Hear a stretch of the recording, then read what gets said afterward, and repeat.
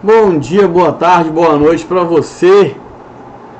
Aqui estamos ao vivo para a aula número 3 da Semana da Autoestima.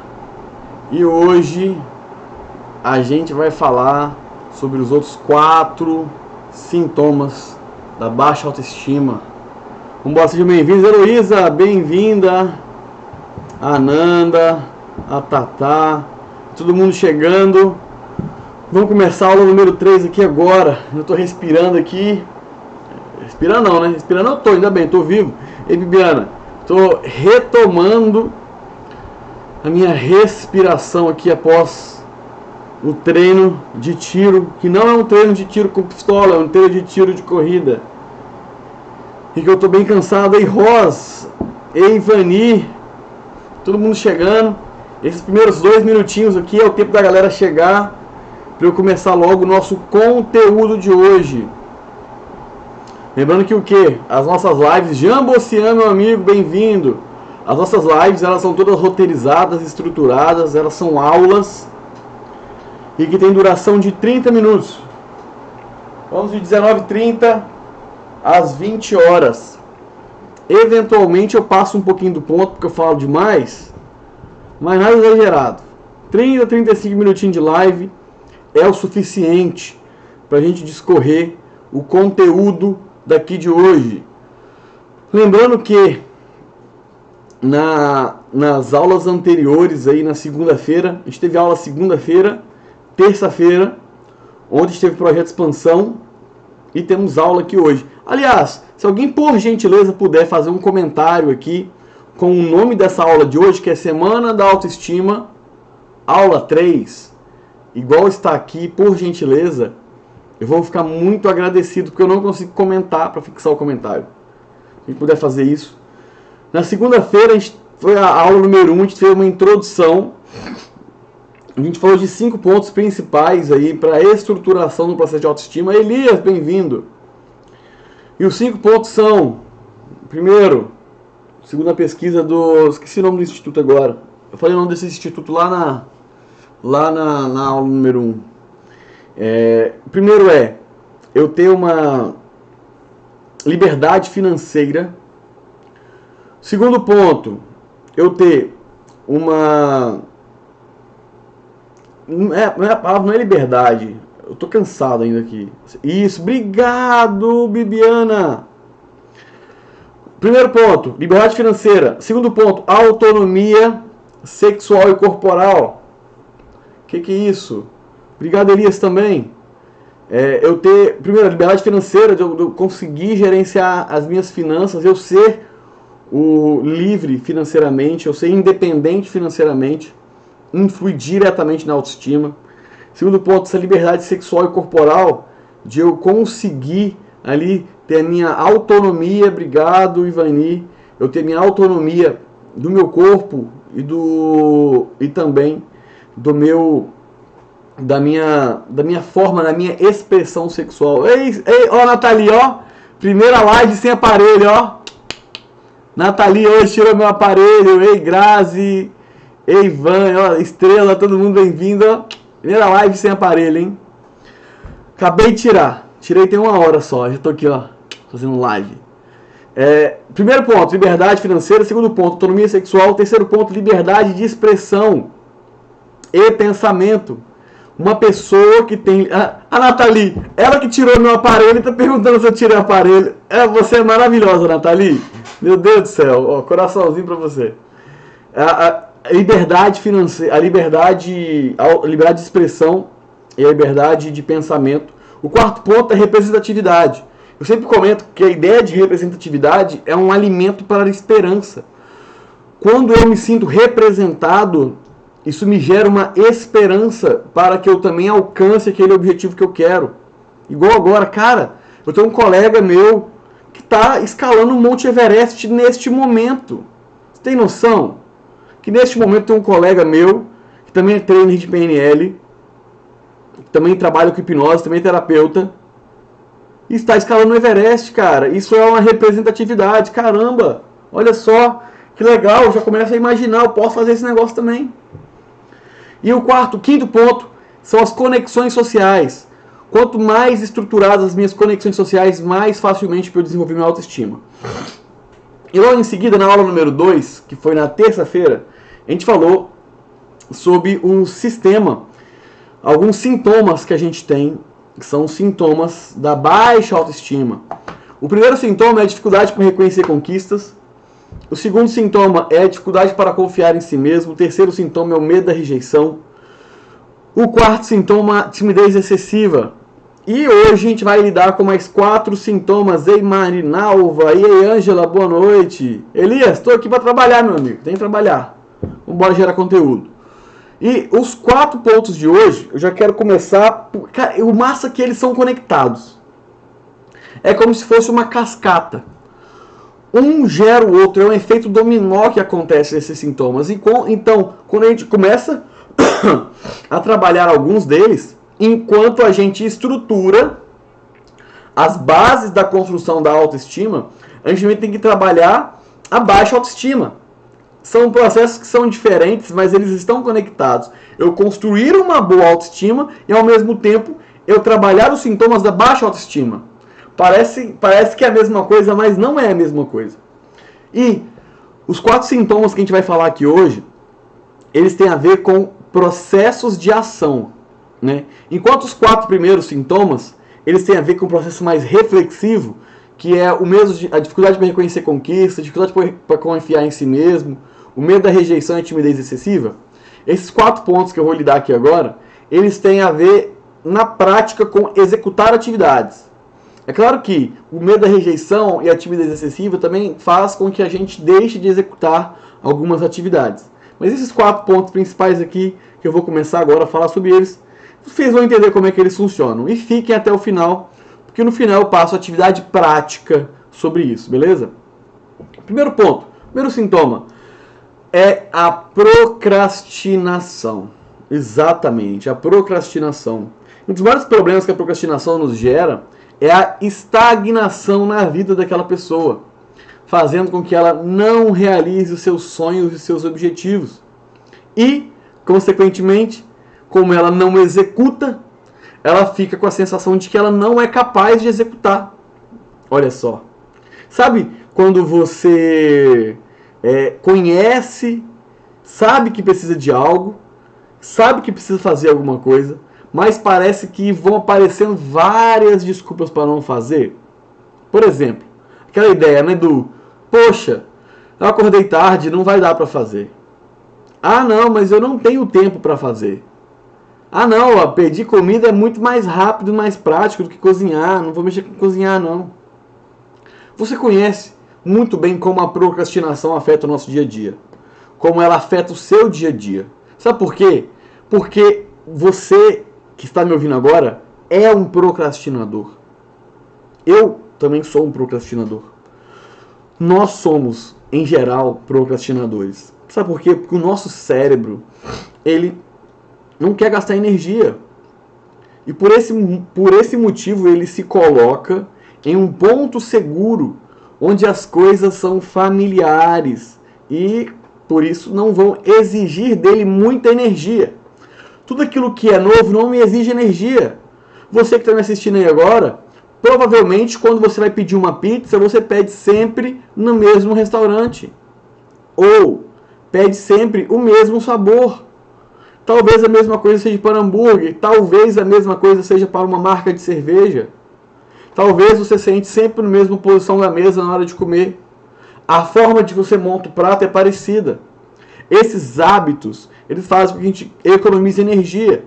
E por isso, sempre que eu quero ou eu preciso fazer algo que é diferente do que eu estou habituado, isso vai me demandar mais energia. Esse cérebro ele fala, não, é melhor não. Gasta energia, é melhor não. Antigamente, nós criávamos rotinas para nos mantermos vivos, né? Lá da Era da Pedra e tudo mais. Ei, Marisa! Coisa boa te ver aqui. Desde hoje à tarde que eu não te vejo, Marisa. Seja bem-vindo, todo mundo que está chegando aí. Então, naquela época, eu ter essas rotinas era algo que me mantinha vivo. E, consequentemente, fugir delas poderia ser muito perigoso.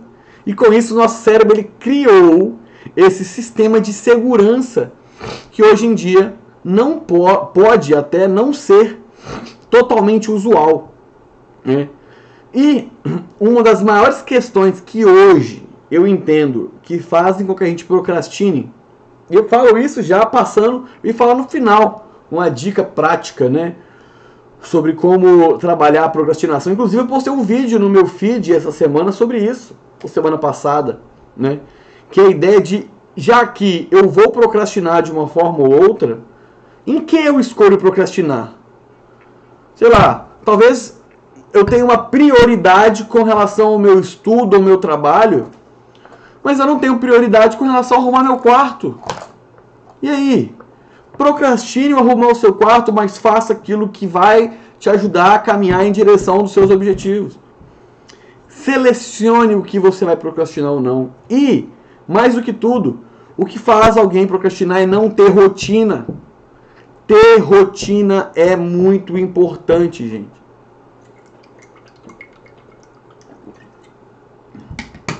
Quanto mais... Por quê? Presta atenção no detalhe. A procrastinação é uma dificuldade que eu tenho porque eu já tenho processos estruturados. Eu já tenho hábitos estabelecidos. Eu já tenho rotinas, padrões que o meu cérebro ele executa normalmente. Logo, quando eu quero executar algo novo, eu tendo a procrastinar, porque é algo novo. Mas, porém, entretanto, todavia, contudo, se eu crio uma rotina para esse algo novo que eu quero fazer, eu quebro a minha procrastinação. É o que eu fiz com essas nossas lives aqui, por exemplo. Aqui, para as nossas lives, essa é a live de número 65. Não, nem sei mais, que eu estou fazendo 2 por semana essa semana. Nem sei. Mais de 60 lives. Mas por quê? Elas estão todas agendadas. Daqui 1 ano na minha agenda já tem a live daqui 1 ano já está na minha agenda. Eu sei que daqui 1 ano eu vou estar fazendo live. Só se acontecer alguma coisa muito louca para eu não estar fazendo live. Eu já sei o que eu vou fazer. Que meu dentista eu marquei às quintas-feiras. Eu já sei que a minha aula de inglês é terça e quinta. Tal horário. Eu já sei que a hora que eu vou criar os conteúdos aqui para fazer as nossas lives é na sexta-feira de manhã. Isso já está roteirizado, já está rotina. Essa rotina ela me ajuda a evitar a procrastinação. O segundo problema que a gente tem, problema não, né? O segundo sintoma da baixa autoestima é a nossa comparação com os outros. Olha que coisa maravilhosa. Ai, meu Deus, mas o fulano faz e eu não faço. Nossa, olha, o fulano consegue e eu não consigo. Mas como que Beltrano faz? Ai, meu Deus, e eu não consigo. Isso gera um problema enorme, que é a falsa sensação de que estamos no caminho errado. Que estamos fazendo coisas erradas. Comparar com os outros gera ansiedade e tristeza. Porque a gente vê os resultados dos outros, mas ainda não vemos os nossos próprios resultados. Quando você vê alguém falando que conseguiu um objetivo de uma maneira até que fácil, e você fica pensando apenas no que ele fez e não no que você está fazendo, é um exemplo clássico de comparação. Às vezes chegando ao ponto de se sentir frustrado por não conseguir alcançar o objetivo no mesmo tempo que o outro. Ou até mesmo quando você olha para as conquistas do outro e ao invés de pensar em como conquistar algo semelhante, ou quem sabe ainda melhor, você pensa com uma enorme tristeza que não tem aquilo que o outro tem, que não faz aquilo que o outro faz. E esse fenômeno de comparação, ele é super comum. Gente, tudo que a gente hoje... Anota isso, pelo amor... Anota, para aí agora e anota. Tudo aquilo que você se queixa, em algum momento, foi importante para a sua sobrevivência. Mesmo que não seja para a sua sobrevivência hoje, aqui, ó, você, João, Lucas, que estão aqui. Mas talvez seja importante para a sobrevivência da nossa espécie. Então, a natureza ela não erra, ela não falha. Ela sabe o que ela faz e tudo tem um porquê, um para quê. E nós, seres humanos, aprendemos com o exemplo. A gente aprende a falar português porque escuta português. A gente aprende a usar o Instagram porque via alguém usando o Instagram, porque as funcionalidades do Instagram eram parecidas com outra rede social que a gente já viu antes. A gente aprende a andar porque viu alguém andando. Se a gente estava andando de 4 igual um cachorro, o mesmo vale para a dança, o mesmo vale para a alimentação. Você gosta ou não gosta de alguma coisa? Porque inicialmente você viu alguém fazendo aquilo. Você come usando garfo e faca porque você viu alguém fazendo isso. Como a gente aprende com o exemplo, a comparação não é nada mais do que um exemplo distorcido. Quando a gente compara com aquela pessoa que está lá em cima, ao invés de olhar para mim mesmo, ao invés de olhar para o lado, ao invés de olhar para baixo, para quem ainda não chegou aonde a gente já chegou. Quando a gente se compara com os outros, a gente tem o péssimo hábito de comparar o nosso bastidor, que é aquilo que a gente sabe, aquilo que a gente vive, com o palco do outro. Quantas pessoas olham o outro, igual eu, que eu emagreci 27 quilos, né? A galera vira pra mim e pergunta se eu fiz balão gástrico hipnótico. A pessoa me pergunta se eu fiz auto-hipnose. A pessoa me pergunta qual técnica que eu usei para emagrecer 27 quilos. Sabe por que elas me perguntam isso? Porque elas querem o resultado. Elas pegam o bastidor delas e estão comparando com o palco que eu tive com o meu emagrecimento. Mas nenhuma pergunta o meu bastidor real. E aí? Quanto de atividade física você fez? Quantos quilômetros você correu? Quantas noites você passou com vontade de comer hambúrguer enquanto esquentava marmita fit? Quantos dias você deixou de comer pizza e foi comer uma salada? Ninguém quer saber disso. Porque ela só quer comparar o bastidor dela com o palco do outro. E compara, às vezes, que não deu certo, às vezes que recaiu. Então, a ideia da comparação, ela apenas é um processo que seria natural, né, de eu utilizar o exemplo, mas eu estou focando de maneira errada. Eu foco nessa comparação. Então, eu não consigo me comparar. Eu posso me comparar com qualquer pessoa, mas é injusta essa comparação. A melhor comparação que tem é a minha comigo mesmo. Porque no final das contas, as maiores batalhas são minhas comigo mesmo. Eu aprendi isso fazendo corrida. Correndo que eu aprendi isso. Porque passava um cara correndo por mim mega rápido. Eu pensava, caraca, tudo que esse cara tá correndo. Mas aí eu pensava, cara, vai que esse cara tá correndo há 10 anos. Eu comecei a correr tem 2 meses. Hoje eu estou melhor que 2 meses atrás. Estou, olha que massa. Isso é que importa. Terceiro ponto é o senso de incapacidade. Doutora Natália Bazan, boa noite, minha amiga. É o senso de incapacidade. O senso de incapacidade, eles nos gera um problema, que é acreditar que eu não preciso nem tentar fazer alguma coisa. Eu não preciso nem me movimentar em direção a fazer algo. Por quê? Porque eu já sei, aqui eu tenho uma crença de que eu não vou conseguir fazer. E quando eu acredito que eu não vou conseguir fazer, eu não faço. E quando eu não faço, eu confirmo para mim mesmo que eu não consegui fazer. Olha que legal.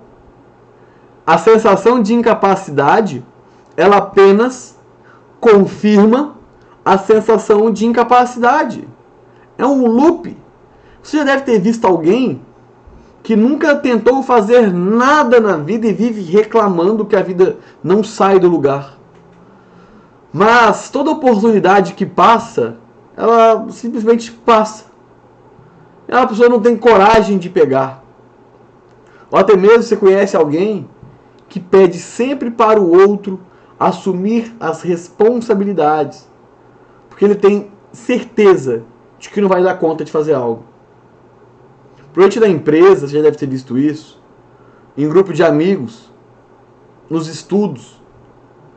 E a causa dessa sensação de incapacidade está no foco, que acaba sendo apenas nas nossas derrotas, dos nossos pontos de dificuldades, ao invés de ser nas nossas vitórias, nas nossas conquistas. Quando eu foco nas coisas que eu não consegui fazer, eu crio a crença de incapacidade. E quando eu crio essa crença, como eu disse, costumamos ter ações que vão sempre reafirmar essa incapacidade, tornando a crença ainda mais forte. A ideia de incapacidade é: quando eu penso em fazer algo, só me vem à mente memórias, lembranças, exemplos de situações de insucesso. É como se eu deletasse tudo aquilo que eu já conquistei até então.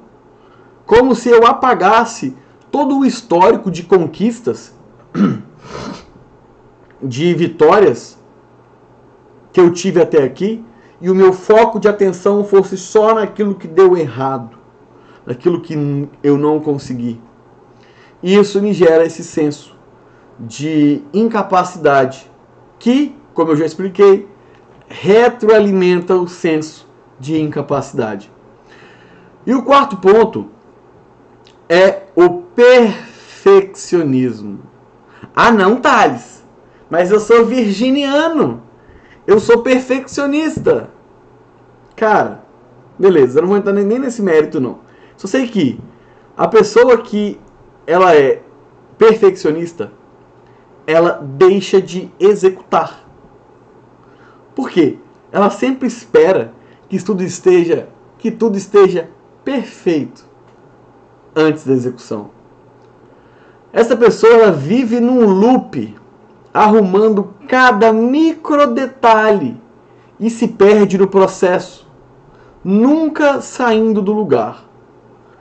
De verdade, eu fico imaginando pessoas que, sei lá, cara, o cara lá da Tesla, lá, o do SpaceX, o Elon Musk, imagina que louco como seria se esse cara, que hoje é o cara mais rico do mundo, que tem uma empresa que explora o espaço, se ele esperasse ter o foguete perfeito para lançar a empresa dele, ele não seria o cara mais rico do mundo?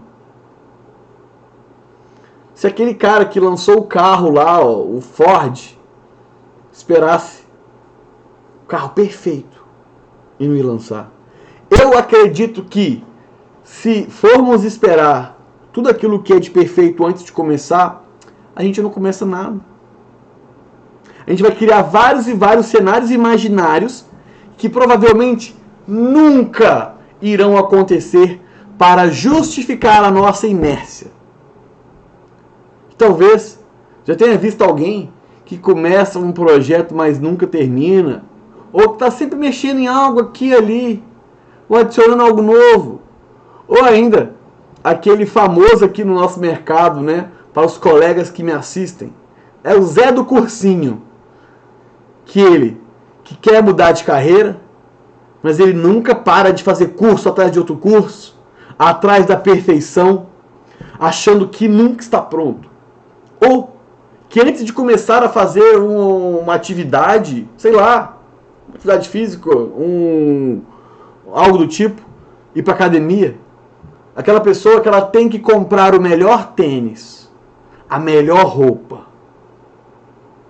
ela tem que ter o melhor fone de ouvido Bluetooth, o melhor relógio, e espera aquele dia ideal. O dia que o sol se abre, o dia que você acorda hiper motivado, o dia que parece que Deus bate na sua porta e fala: meu filho, é hoje. Mas sabe um detalhe? esse dia nunca acontece. E esse senso de perfeccionismo, ele acontece também por conta de foco. Breno Augusto, meu brother, seja bem-vindo. Isso acontece por conta de foco. Quando o foco da pessoa está naquilo que ainda está incompleto ou imperfeito, isso gera um medo. Isso gera um senso de incapacidade também. Isso gera um medo da rejeição, do julgamento. E para evitar esse possível julgamento, esse possível erro, a gente dá voltas e voltas e nunca se contenta com o que já está bom. É como se não existisse algo bom, mas apenas pontos para melhoria.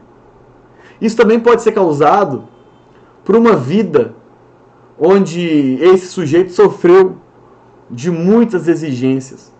E quando não trazia algo perfeito, sofria desse julgamento e descrédito por parte de pais, professores, etc. Esse é o motivo com que a gente não pode, quando uma criança chega com a nota 10, você falar assim: nossa, olha como você é inteligente. Papai ficou muito feliz por você ter tirado 10. Nossa, papai fica muito feliz que você tirou 10. Eu estou gerando naquela criança, lá internamente, um senso de que ela precisa ser perfeita. De que a gente precisa ser perfeito. Inclusive, fica aqui já uma dica num livro que é A Coragem de Ser Imperfeito, da Brené Brown, que é maravilhoso. E como dica final, gigante, meu brother, seja bem-vindo! Como dica, para esses 4 pontos que a gente trabalhou aqui hoje, que a gente entendeu esses 4 sintomas aqui de hoje, que é o perfeccionismo, que é a procrastinação, que é o senso de incapacidade, que é, cadê o outro? Que eu esqueci. É a comparação com os outros. Eu acredito que todos esses sintomas que a gente falou aqui são sintomas paralisantes. E como são sintomas paralisantes, eu preciso, primeiro lado, que eu falei várias vezes aqui, mudar o meu foco de atenção. E quando eu mudo o meu foco de atenção, eu consigo com mais facilidade estruturar as minhas ações em direção a executar esse algo. E eu sou uma pessoa que acredita em rotina, em estabelecer data e hora para fazer cada coisa. Eu acredito naquela ideia de quando está estruturado, quando existe uma rotina, eu minimizo o potencial de procrastinação. E quando eu executo, quando eu faço, quando eu começo, eu minimizo o meu senso de incapacidade, porque eu estou fazendo. E quando eu faço, eu minimizo o meu senso de perfeccionismo, porque eu estou fazendo.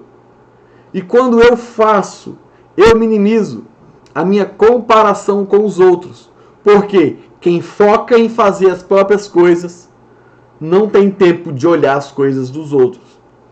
Quando a gente foca no que é nosso, quando eu foco em cuidar do meu gramado, cara, a grama do vizinho pode estar maravilhosa, mas eu estou focado com o meu gramado, que ele esteja melhor que ontem. E, por último, e não mais importante, não subestimem o poder dos micropassos. Não subestime o poder dos micropassos. Inclusive, eu tenho um termo que eu adoro, que são os baby steps. Comente aqui, quem é pai e mãe, quem é tio, quem convive ou já conviveu com alguma criança. Só para eu saber se tem alguém aqui ou estou falando com robôs do Paquistão. Só para eu saber. Sim, não, comenta aqui, porque eu tô achando que eu tô falando com algum robô do Paquistão. Comenta aqui. Se você tem um filho, filha, sobrinho, neto, convive com alguma criança, já conviveu com alguma criança. O exemplo que eu vou falar aqui agora é o exemplo clássico de um adulto numa sala com uma criança. Que é o quê? A criança está ali engatinhando, devagarzinho. E aí a gente não dá nada para aquela criança. Por quê? A perna dela é pequena, ela é lenta. E aí a criança está ali engatinhando, você olha para ela, nossa, olha que bonitinho. Ela está engatinhando. Aí você volta para olhar aqui o Instagram fofoca do Big Brother. Quando você olha de novo em frações de segundos, cadê a criança? A criança já está lá na frente. Quem aqui já viu isso acontecer? Que o passinho da criança, rapidamente ela foi lá para frente, quando você menos percebeu, ela já estava longe. Esse é o poder dos baby steps. O baby step, quando eu olho ele de perto, ele é algo muito pequeno, ele é micro. Eu desacredito. Mas esse micro passo, esse passinho de bebê, ele sendo feito com consistência e na mesma direção e com constância, ele chega lá na frente. Lá na frente. Aí sai o adulto correndo, joga o celular, corre para pegar a criança. Provavelmente você já viu isso em algum lugar, você já viveu essa cena. Eu tenho absoluta certeza que você já viveu essa cena e você consegue imaginar isso com facilidade. Então, por que não ser parecido isso com as nossas coisas? Por que eu preciso acordar hoje e acabar com o meu senso de incapacidade? Por que eu preciso acordar hoje e ter zero procrastinação? Por que eu preciso acordar hoje e não me comparar com os outros? Por que eu preciso acordar hoje e não ter o senso de incapacidade? Não. Eu tenho que ter menos. Eu preciso ter baby steps. Pequenos passinhos de bebê. Constantes. Consistentes. Na mesma direção. Muito obrigado por vocês que participaram aqui dessas aulas de hoje. Sim, Alene, todas as aulas estão no Telegram. Você que chegou aqui agora e pegou pela metade, talvez, ou pelo finalzinho, essa aula de hoje, a aula número 3. Eu daqui a pouquinho eu vou subir ela lá pro grupo do Telegram, tá bom? O grupo do Telegram, o link dele está disponível na minha bio. E lá está não só as lives da Semana da Autoestima, que não é um lançamento de produto digital. É simplesmente conteúdo. Só conteúdo. Os meus produtos são os mesmos produtos que também estão no link lá da minha bio do Instagram. Se você quiser comprar, você entra e compra. Eu não estou aqui para te vender produto nenhum. Eu não estou. Entra lá e compra. Tá? Se você quiser botar dinheiro na minha casa. Então, está lá no grupo do Telegram não só as lives da Semana da Autoestima. Estão lá mais de 60 lives que eu fiz só esse ano. Sabe por quê? Eu não sei para você, mas para mim, fazer essa live aqui agora é um baby step. É meia hora. São 30 minutinhos. Fazer essa live aqui agora é um passinho de bebê em direção a algo que eu quero, algo que eu tenho objetivo. Eu estar aqui agora, neste momento, falando com vocês, vocês estão assistindo mais um passinho de bebê. Passinho de bebê esse, quando eu comecei lá em janeiro, eu nunca imaginar que dia 15 de abril eu estava fazendo live com vocês. E eu tô aqui, dando mais um passinho de bebê. O 65º, 66º, sei lá, perdi a conta. Passinho de bebê que eu tô fazendo aqui com essas nossas lives. Eu espero você, tá? Você que ficou aqui até o final, amanhã, 7h30 da manhã ou 7h30 da noite. E chegue no horário, tá? Chegue 7h30 da manhã, chegue 7h30 da noite. Sabe por quê? A live vai ser prática. Vai ser um processo terapêutico com vocês.